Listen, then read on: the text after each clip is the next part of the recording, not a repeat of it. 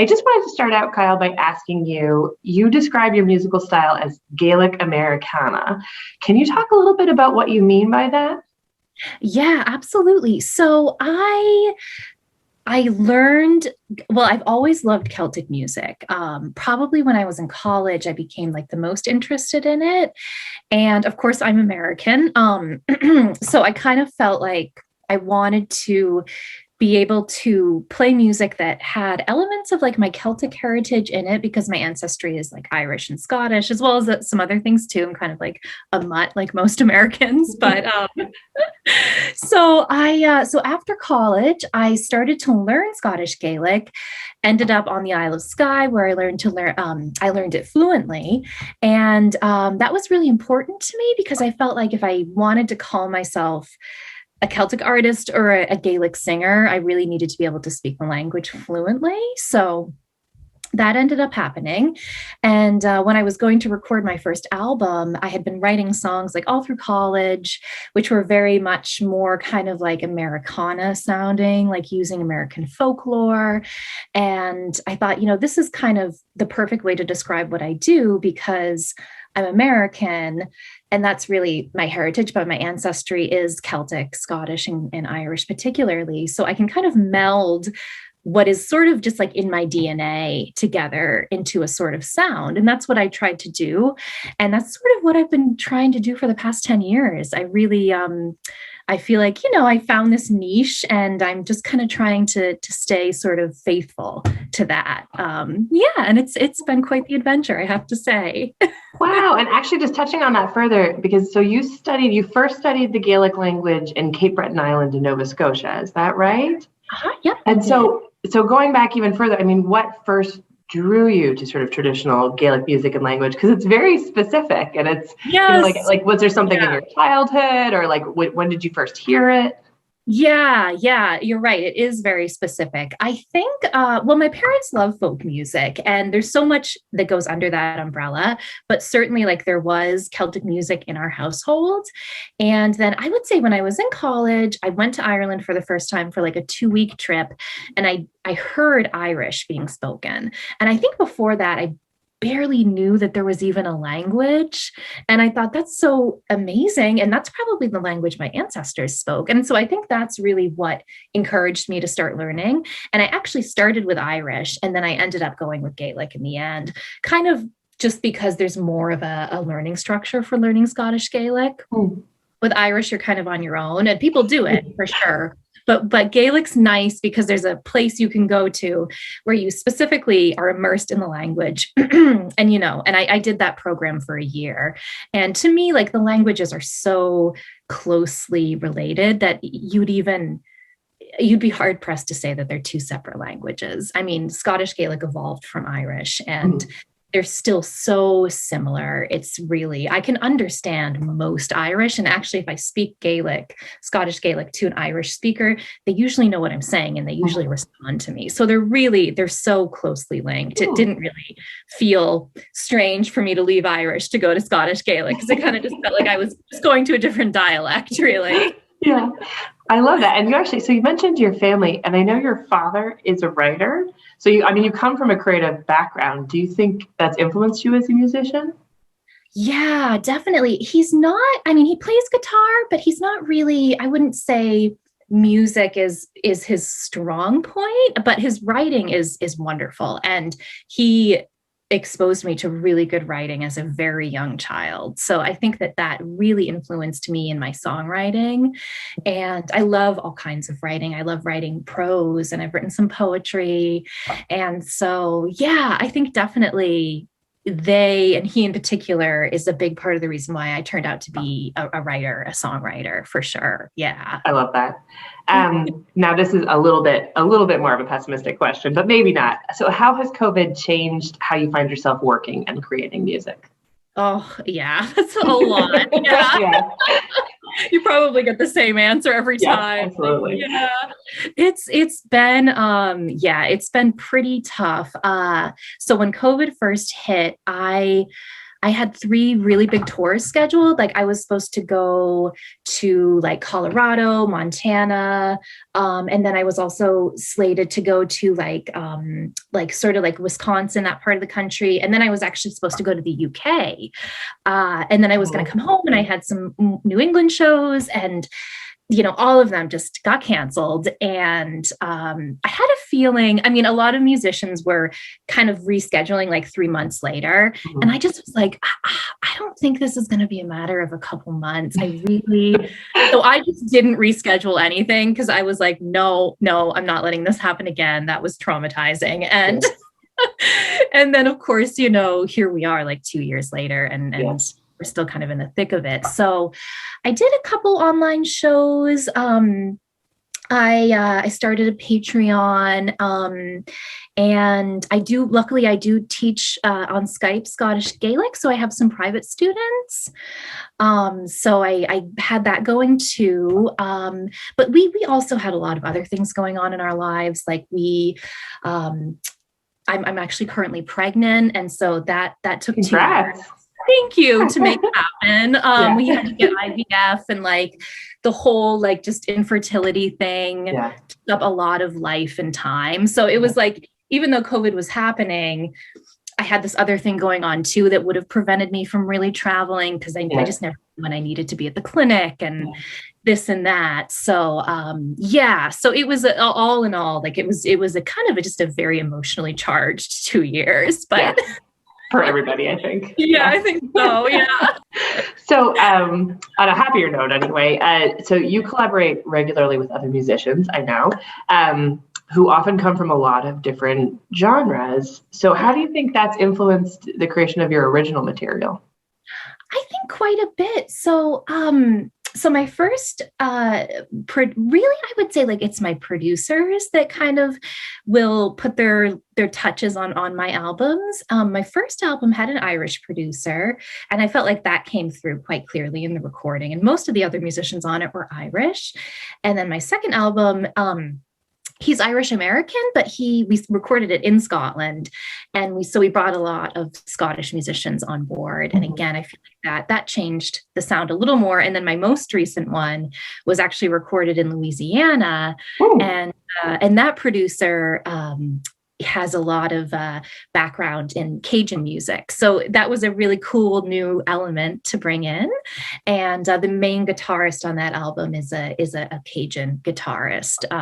So that changed things a little bit more, which was really neat. So I kind of, for the next album, I have to figure out a new twist, but something different. Yeah, different influences.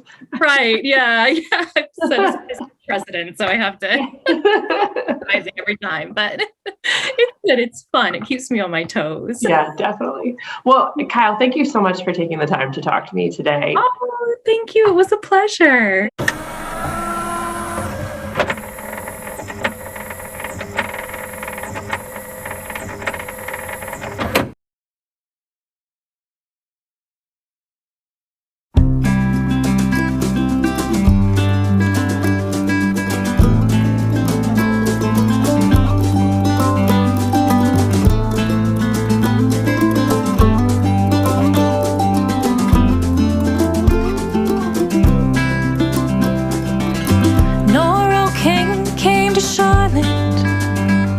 With a northern speech in it,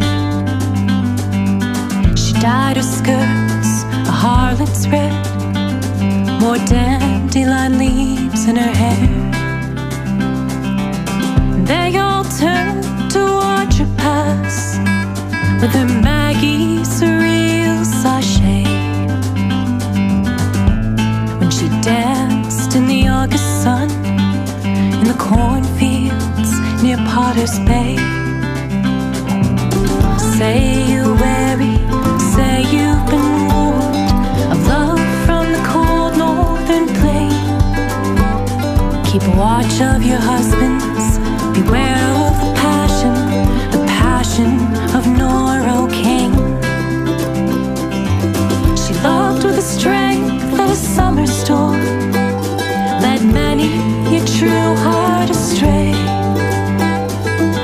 Cried as fierce as the wind in the eaves, she snatched, stole away. They called her brazen, they called her slut, put poison wood vines at her gate. She tied them up with a ribbon so red, made wreaths of their venom and their hate. Say you weary, say you've been warned of love from the cold northern plain. Keep watch of your husbands, beware of the passion of Norocaine.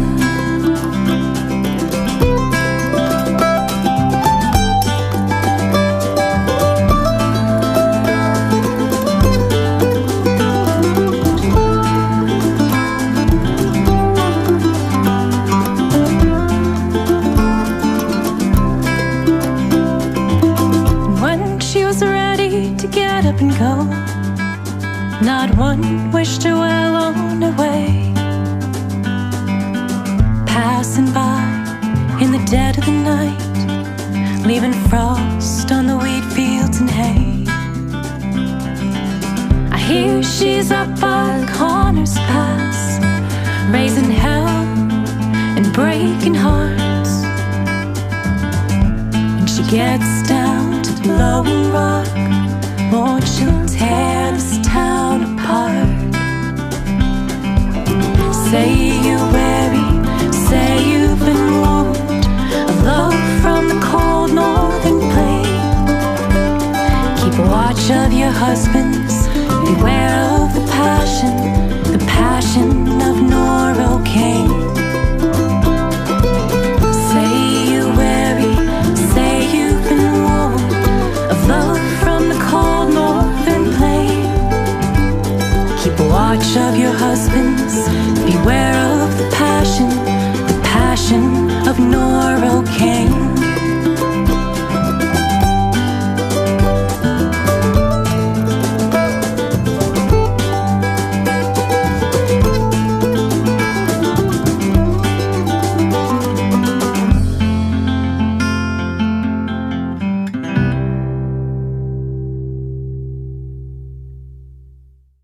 Hello, everybody. I'm Christy Lockhart. I'm the Assistant Director here at the Thomas Crane Public Library, and I'm very excited to have with me today Anya Minogue. We're very excited to have you, and I just wanted to find out a little bit about you. So you grew up in Ireland, which people will be able to ascertain in a moment. Can you tell us a little bit about where you grew up? I grew up in a place called County Tipperary, which was made famous by the Civil War song of the same name. And it's bang in the middle of the country. And if you think of Ireland like a saucer, I grew up where you put the cup. And it was sort of agricultural land, sort of farming country. And I came here as in my 20s, and I've been here ever since. And you discovered the harp at a very young age, I think 12. Can you talk a little bit about, what was challenging about learning the instrument at that age? I went away to boarding school, which is very common in Ireland. A lot of people, when I was growing up, went away to boarding school, especially girls. And a few of my sisters had gone before me. I'm one of 10. So I was the 10th child, and all the girls had gone. And I had two older sisters who had done the harp. And my teacher was Sister Eileen Walsh, and she had taught all the girls, and harp was not that uncommon at that time. And so we had a 14-piece orchestra, a 114-piece orchestra in that school. So there were the first year I went there were 12 harpists in the orchestra. I know it sounds really, so that'll give you a kind of a bit of context. And I think the biggest challenge for me with the harp is that I thought there were just not enough hours in the day to play the harp. Oh. I just, my feeling when I found the harp was, people often would say I fell in love with something. That was what it felt like for me. And it's funny because I woke up this morning, it's a really cold day here in New England today. It's 9 degrees or something outrageous.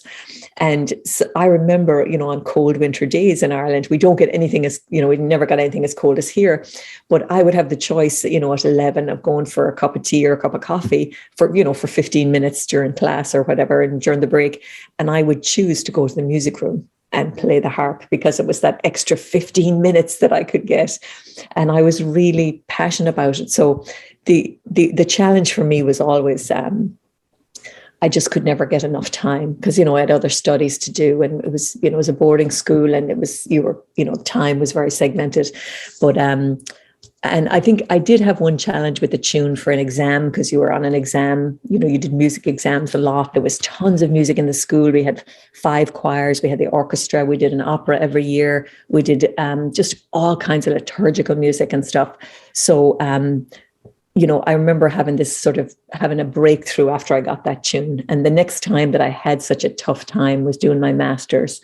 But once you made those breakthroughs, then it was just like, oh my God, it was like climbing mountains, Yeah. But yeah, it's a real, for me, it was a real feeling like being in love. It was really very, and you'd feel really passionate about doing it. It's almost funny now, but if I don't play for a period of time, I get very antsy, I mean, that's always very inspiring when people have a calling like that, so it's just a drive that I think is hard to fabricate, it's just something within you. Yeah. We're wired funny. There's something not right about us.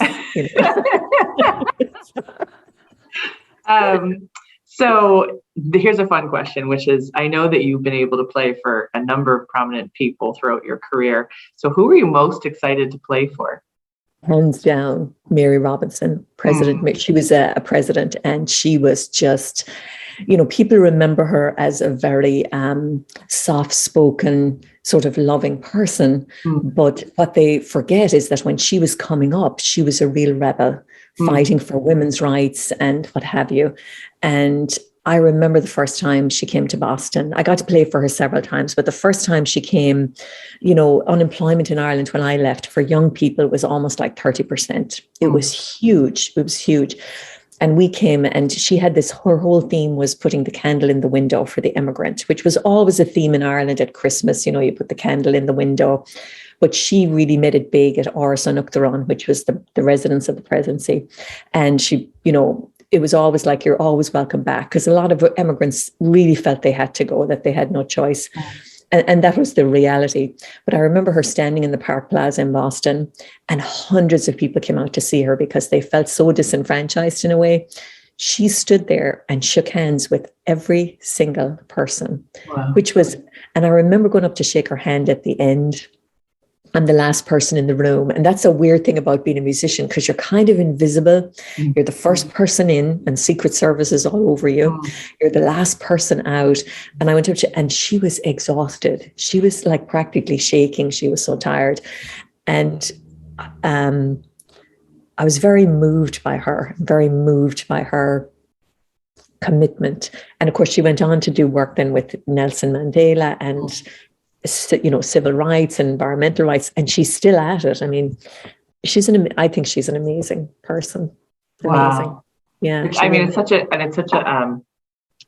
just a privilege and an honor in some ways to end up in a room with a hero, She really was. And I think that her exhaustion, her physical sense of, of humanness, sort of juxtaposed against the symbology and how meaningful it was. Oh my God, I'm getting a bit clench. But I mean, how meaningful it was for people was really, really inspiring. And of course, I'm really close up for this. I'm literally a few feet. They put me a few feet from her. So I'm just watching all this.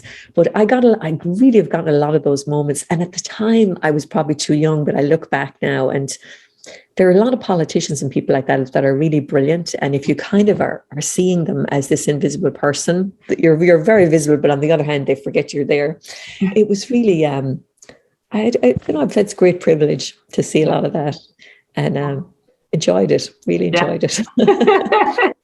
All you can hope for. So, and now on a very different note, but we've been asking sort of all of our performers this, but how has COVID changed how you find yourself working and creating music? I've been doing some of the Zoom stuff, and I'm one of those people who's really pulled back. I don't fight these things. I'm just like, I kind of wait for things to pass. And so I'm just kind of coming back now. I just stepped back as much as possible, because a lot of my stuff's online. I'm I got into Spotify and Pandora in particular. So don't forget to follow me. Hashtag, yeah. a long time ago, my son really pushed me. He really kicked me into that. And I'm so grateful to him. So I'm just really now starting to, and I started developing, thanks to my friend Netsi Duroff. She really pushed me to develop some workshops. And so I did. I worked on doing the research for those. So I developed one on music from Appalachia, putting my Christmas stuff into a workshop. And I'm just about to do a workshop next week on the Belfast Harp Festival of 1792. It's kind of a deep dive, but a ton of people want to take it. So who knew? Wow. And are you doing that online mostly? All online. Yeah. That's great. So I've kind of developed some academic stuff. And so it's all positive. Yeah. All positive. No, we found that too, that sometimes the one side benefit of an awful time has just been that realizing that, you can sort of make yourself in some ways more accessible to people through some of these very creative means, so it is what it is, I guess. So your work often incorporates musical styles and genres beyond traditional Celtic music. Are there new directions that you're interested in sort of exploring in the future? Of course. And I don't consciously look for stuff. I just kind of osmotically take it in and then find it just comes out. So I'll just, I don't feel in charge of all that. I don't feel in charge of it. Like people see things and they go, oh, well, I'd love to go this direction, that direction. I just, sometimes I'm going, it's like I'm talking to the muse or to God or whatever, going, you can't expect me to go there. You don't really think we're going there. I don't feel like I'm in charge of any of this. I'm just kind of trying to keep up and follow along. And I don't understand any of it. Sometimes you're full of creativity and other times it's just, you're waiting it out. And honestly, through COVID, I felt very flat, but I can really feel spring coming again. Thank you again, Anya, for taking the time to speak to me today. Thanks so much. It's a pleasure.